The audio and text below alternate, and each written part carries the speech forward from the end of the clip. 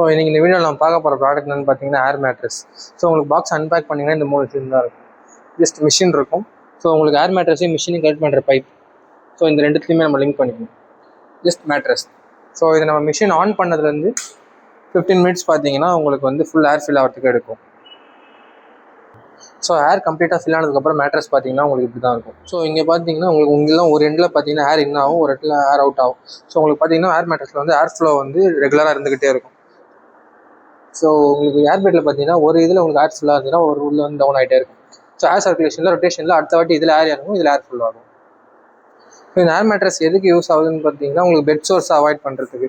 So user ரொம்ப நேரம் பெட்லேயே இருக்காங்கன்ற பட்சத்தில் உங்களுக்கு ஏர் சர்க்குலேஷன் இருக்காது. ஸோ அந்த நேரத்தில் இந்த ஏர் மேட்ரஸ் வந்து உங்களுக்கு ஏர் சர்க்குலேஷன் பாடி கீழே கொடுக்குறதால உங்களுக்கு பெட் சோர்ஸ் வந்து அவாய்ட் ஆகிடும். அதே மாதிரி இந்த மிஷினில் பார்த்தீங்கன்னா உங்களுக்கு 10 லெவல் ஸ்பீட் அட்ஜஸ்ட் இருக்கும். ஸோ ஸ்டார்டிங்கில் நம்ம ஃபுல் ஸ்பீட் வச்சா கூட நம்ம ஒரு ஏர் ஃபுல்லானதுக்கப்புறம் பார்த்தீங்கன்னா ஒரு மிட் ரேஞ்சில் இந்த மாதிரி வச்சுக்கலாம். ப்ராடக்ட்டை பற்றி மோர் டீட்டெயில்ஸ் தெரிஞ்சுக்க கீழே கொடுத்துருக்க நம்பருக்கு கான்டாக்ட் பண்ணுங்கள்.